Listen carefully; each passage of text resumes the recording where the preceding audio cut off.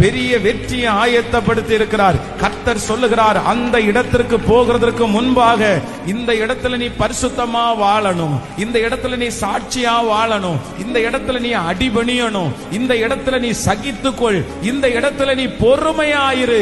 இக்காலத்து பாடுகள் இனி நமக்கு வெளிப்பட போகும் மகிமைக்கு ஒப்பிடத்தக்கது அல்ல.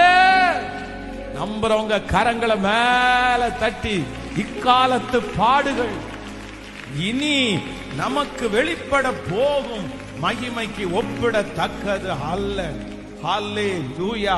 இத மூன்றையும் ஜெப குறிப்பாக நீங்க வச்சுக்கோங்க. ஃபர்ஸ்ட், தேவன் எல்லாருக்கும் காமனா கொடுக்கிற ஆசீர்வாதத்தை நாம் பெற்றுக்கொள்ளக்கூடிய கிருபையை கர்த்தர் எனக்கு தருகிறவர். நம்பர் 2, இரண்டாவதாக, எனக்கு ஆயத்தம் பண்ணி வச்சிருக்கிற ஒன்ன கூட நான் என்ன பண்ணக்கூடாதுன்னா தவறவே விடக்கூடாது.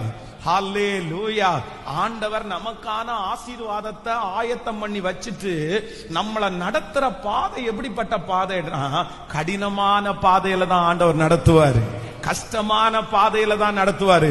ஆனா அந்த பாதையில எந்த ஆண்டவருடைய பிள்ளை சாட்சியாய் நிற்கிறார்களோ, தங்களை ஒப்பு கொடுக்கிறார்களோ, அவர்கள் அந்த பாதையின் வழியாய் கடந்து போய் தேவன் ஆயத்தம். நான் நம்புறேன், நீங்க கைகளை தட்டி கொண்டு இருக்கும் போதே, கரங்களை தட்டி கொண்டு இருக்கும் போதே, ஆமென், ஆண்டவர் உங்களுக்கு ஆயத்தம் பண்ணி இருக்கிறத, உங்களுக்கு முன்குறிச்சத இந்த 100 நாள் ஜெபம் முடியும் போது நீங்க பாப்பீங்க.